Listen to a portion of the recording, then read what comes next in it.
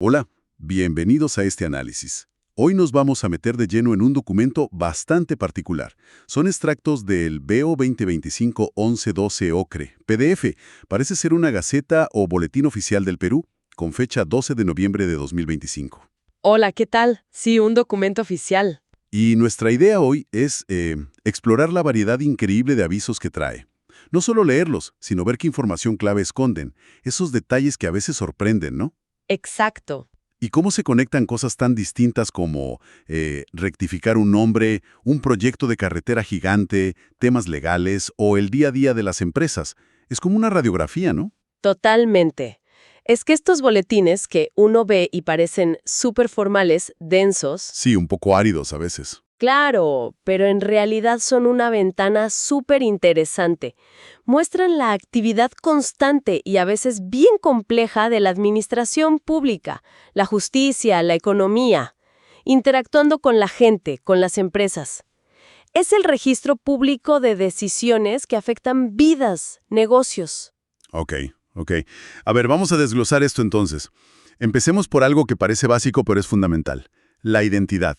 El boletín está llenísimo de avisos del RENIEC. Sí, el Registro Nacional de Identificación y Estado Civil. Y algo que llama mucho la atención es la cantidad de rectificaciones de actas, de nacimiento, de defunción. Parece un trámite súper frecuente. Ajá. Corrigen de todo, ¿eh? Nombres de padres, de abuelos que estaban mal, incompletos, O fechas de nacimiento. fechas de nacimiento, incluso actualizar datos, como poner el DNI actual de la madre en el acta del hijo en lugar de una referencia antigua. Así es. Hay ejemplos concretos, ¿no? Uno de Edgardo Luis Figueredo Jaque, que pide corregir los nombres de sus padres para que salgan completos. Claro. Isabel Jaque Álvarez, Luis Figueredo Eriksen. Detalles que importan. O este otro caso, Giovanna Malca Muñoz, que necesita rectificar el acta de nacimiento de su mamá fallecida, porque el nombre de la abuela estaba incompleto. O sea, la precisión va hacia atrás en el tiempo. Es que, a ver, la exactitud en los registros civiles es crítica.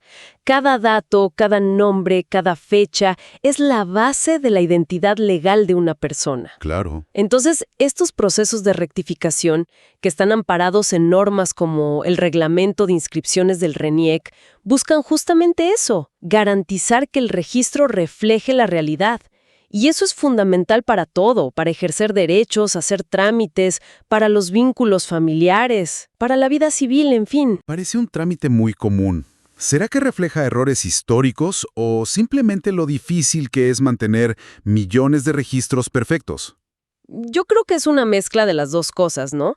Pueden ser errores de tipeo antiguos, cambios en las normas de cómo se registraba antes. ¿O gente que necesita tener todo en orden para trámites ahora? Exacto. Lo importante es que exista el mecanismo para corregirlo, y eso es lo que vemos aquí, que la gente puede solicitar estas rectificaciones. Bien, de la identidad de las personas pasemos a algo más tangible, la tierra, la propiedad. Hay mucha actividad también relacionada con esto. Gestión de tierras del Estado, de los gobiernos regionales. Sí, bastante movimiento. Por un lado, la formalización. El gobierno regional de Cajamarca, por ejemplo, a través de su Dirección de Agricultura, informa que está otorgando cientos de títulos de propiedad rural. En Colasay, Jaén, ¿verdad? Sí, una resolución menciona 428 títulos y otra 305 más en la misma zona. Y se apoyan en la Ley 3114, que es para eso, para formalizar predios rurales. Y tienen un convenio con el MIDAGRI, el Ministerio de Agricultura. Ajá, el Ministerio de Desarrollo Agrario y Riego. Y en Lima, también, la DIREFOR, Dirección Regional de Formalización de la Propiedad Rural, declara la propiedad de un predio en Cañete a favor de unos particulares. Usan un mecanismo que se llama prescripción adquisitiva de dominio. Exacto. Son dos caras de la formalización. Lo de Cajamarca es masivo. Busca dar seguridad jurídica a agricultores que quizás llevan años ahí sin un título formal. Claro, gente que trabaja la tierra. Y la prescripción adquisitiva es otra figura legal. Permite que alguien que ha poseído un terreno, digamos de forma continua, pacífica, pública, por un tiempo que la ley exige, como si fuera el dueño. Aunque no lo sea en papeles. Exacto, pueda adquirir formalmente la propiedad. Ambos mecanismos son clave para la seguridad jurídica en el campo. Y aquí es donde, para mí, se pone realmente interesante. Las adquisiciones de terrenos, pero para grandes proyectos de infraestructura. Ah, sí, eso siempre genera movimiento. Y aquí los actores principales son el MTC, el Ministerio de Transportes, y la ANIN, la Autoridad Nacional de Infraestructura. ¿La nueva autoridad? Sí. Mencionan proyectos enormes. La carretera longitudinal de la Sierra Tramo 4, otra carretera importante en el norte, la P3N, la ampliación de aeropuertos clave como el de Juliaca, el de Talara, Proyectos de gran impacto. e incluso obras de protección como las defensas en el río Guaura, que las lleva a la ANIN. Y para todo eso necesitan terrenos. Exacto. Y ahí entra la base legal. El decreto legislativo número 1192. Parece que está diseñado para agilizar esa compra o expropiación de terrenos para obras que son declaradas de necesidad pública. Sí, busca acelerar los procesos.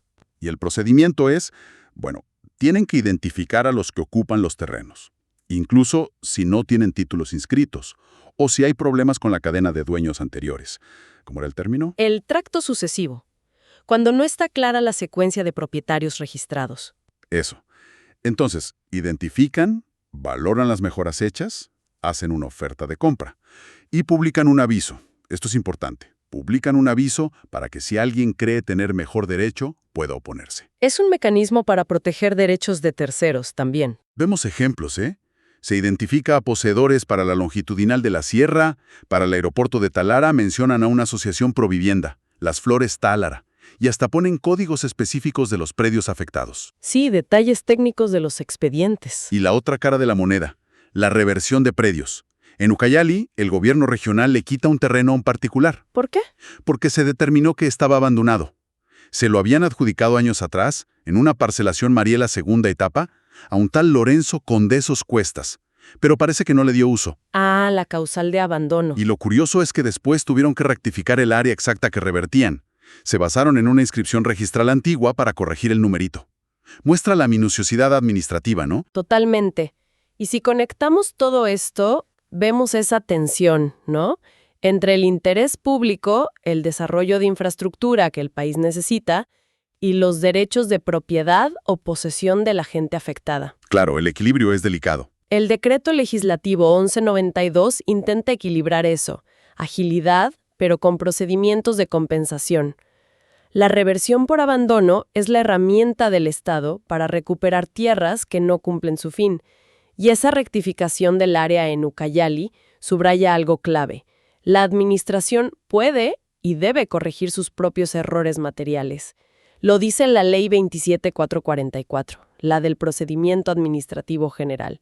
Es importante para la seguridad jurídica. Con estas adquisiciones aceleradas que permite la ley, ¿cuáles dirías que son los mayores desafíos para que los dueños o poseedores reciban una compensación justa y a tiempo? Es un gran desafío, la verdad.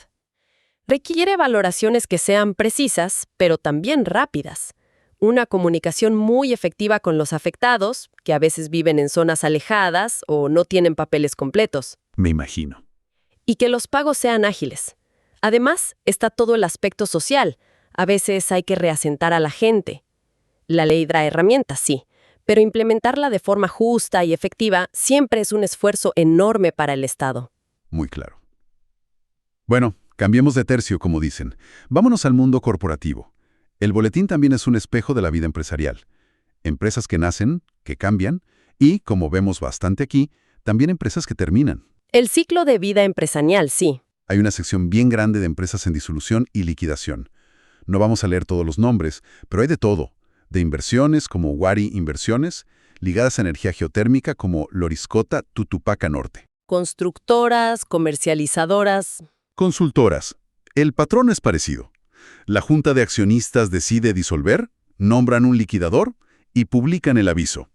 Casi siempre citan la Ley General de Sociedades, Que es la que rige todo este proceso. Incluso hay un caso donde publican ya el balance final de liquidación. Una empresa, Progresos Sostenibles S.A.C.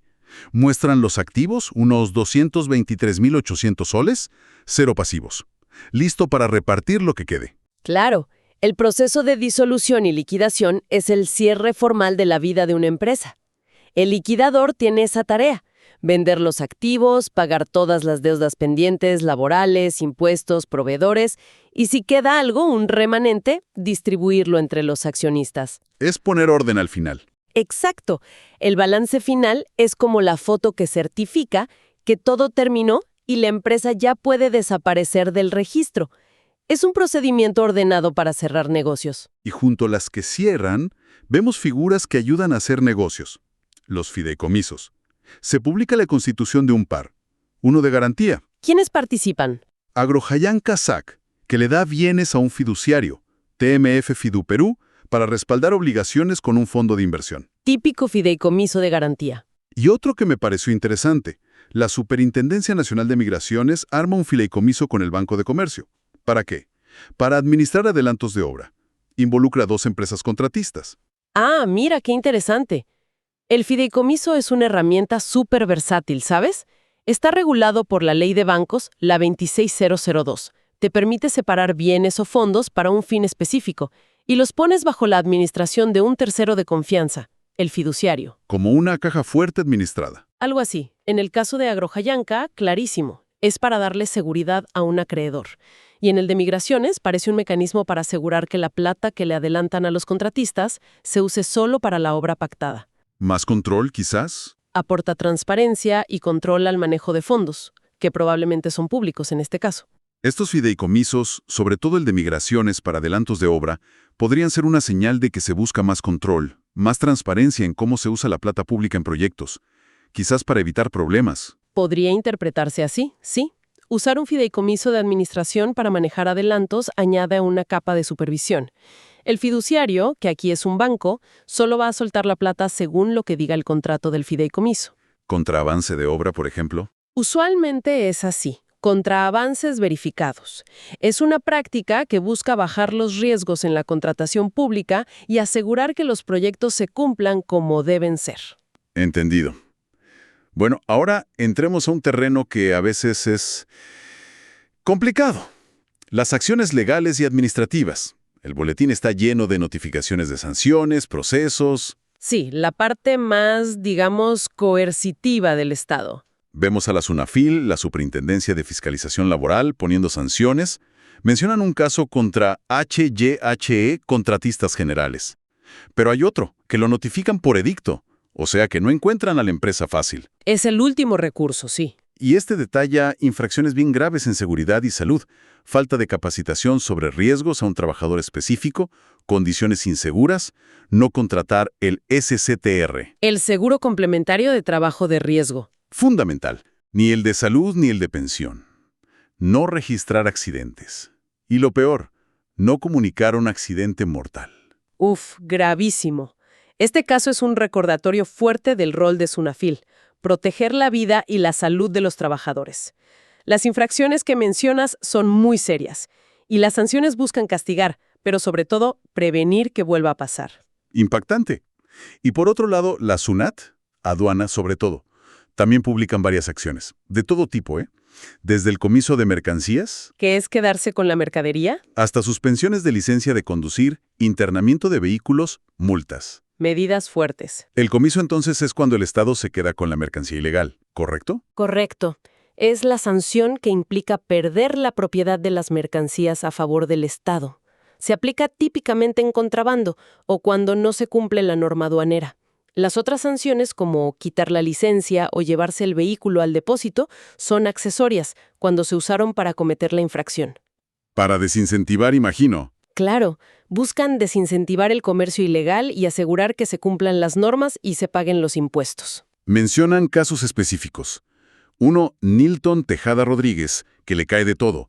Comiso, suspensión de licencia por 5 años y le internan el vehículo. Un paquete completo de sanciones. También publican actas de incautación de encomiendas.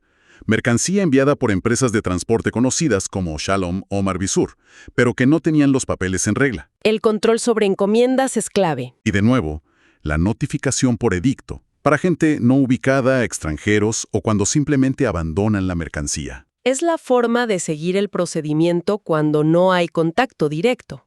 Viendo estas sanciones de SUNAFIL, de SUNAT, dan una idea de dónde está poniendo el ojo la fiscalización, cuáles son los cumplimientos más comunes. A ver, generalizar solo con estos extractos es difícil, pero sí apuntan a áreas críticas. En lo laboral, seguridad y salud sigue siendo un punto débil, ¿no?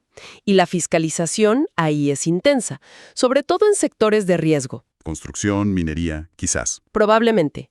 Y en aduanas, el control sobre mercancías que entran o circulan, especialmente las que viajan como encomiendas o por tierra en las fronteras, parece ser una prioridad constante para combatir el contrabando, la subvaluación. Entiendo.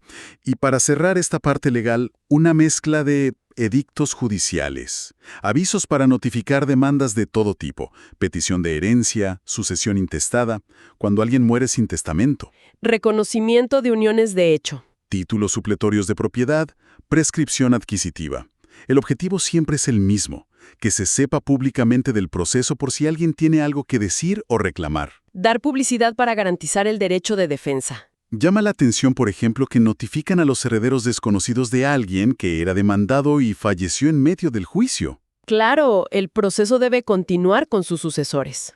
Ok, y ahora cambiemos de enfoque. Vayamos a las oportunidades y liquidaciones. Hablemos de subastas y licitaciones públicas. Ah, la parte de las ventas y las compras públicas. Las subastas, un mecanismo clave para vender bienes.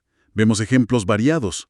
Una subasta extrajudicial de los activos de una fábrica textil en liquidación. Fábrica de tejidos Pisco. ¿Qué venden? De todo.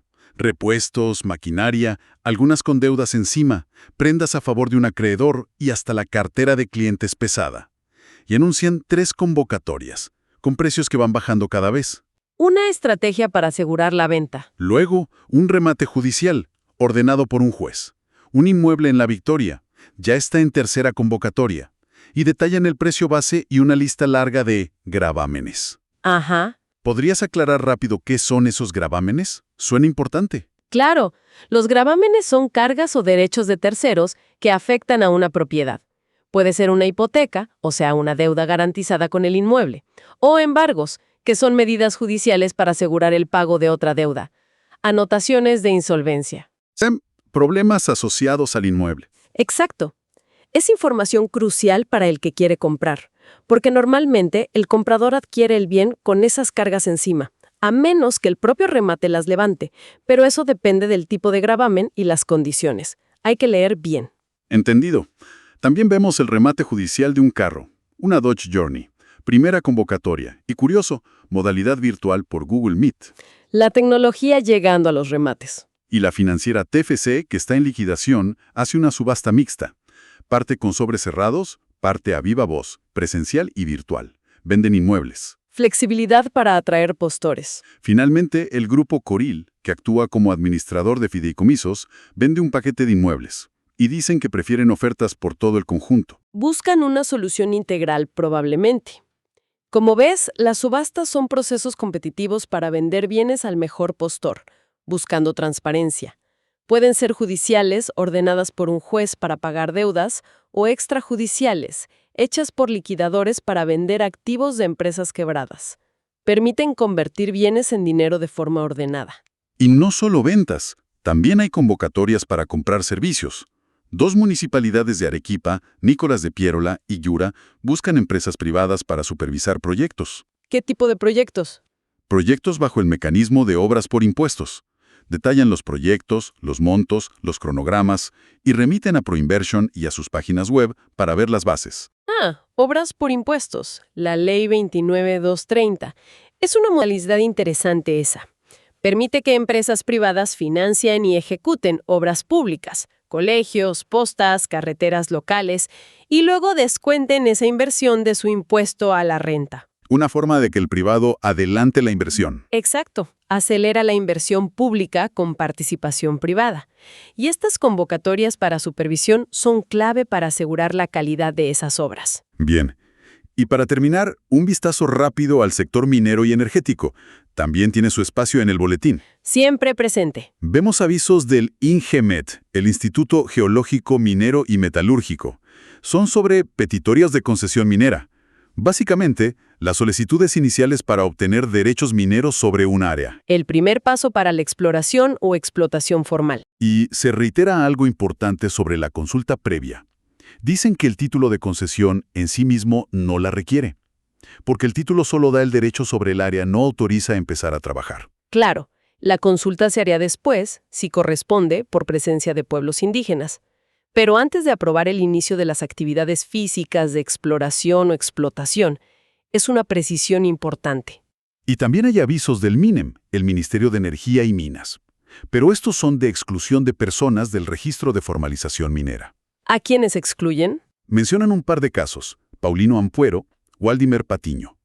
Los excluyen porque, después de verificar, vieron que no estaban realmente haciendo actividad minera donde habían declarado. Esto los muestra las dos caras. Por un lado, el inicio del proceso formal con Ingemet. Por otro, el esfuerzo del MINEM por ordenar la minería informal o ilegal a través del proceso de formalización. El Reinfor. Exacto. Y parte de ese ordenamiento es verificar que los que están inscritos cumplan los requisitos, como el de estar trabajando efectivamente. La exclusión es parte de esa depuración, de ese control. Bueno, hemos recorrido un espectro súper amplio hoy, ¿eh? Desde corregir un apellido en un acta, Hasta vender activos millonarios. planificar aeropuertos, carreteras, ver sanciones laborales, aduaneras, cierres de empresas, inicios de proyectos mineros. Entonces, ¿qué significa todo esto junto? Yo creo que este conjunto de avisos, si los miras más allá de cada detalle técnico, forman un mosaico muy revelador ¿De qué? de la complejidad y el dinamismo de la sociedad peruana, en lo legal, lo económico, lo administrativo. Es el día a día de la maquinaria del Estado y de la ley interactuando con la gente, con las empresas, regulando, facilitando, a veces sancionando, registrando. ¿Es como el pulso de la administración? Exacto. Y quizá la reflexión final podría ser esa. ¿Qué nos dice toda esta colección de avisos sobre el volumen, la naturaleza de esa actividad administrativa y legal que opera sin parar? Y sobre todo, cómo la publicación oficial de estos actos, esta transparencia, contribuye o debería contribuir a que la sociedad y la economía funcionen de forma ordenada y a mantener ese equilibrio tan delicado entre el interés público y los derechos de cada uno. Una excelente pregunta para que quede resonando. Este fue un análisis detallado, hecho a medida a partir de los documentos oficiales que exploramos hoy. Gracias por acompañarnos. Gracias a ti. Ha sido interesante desmenuzar todo esto.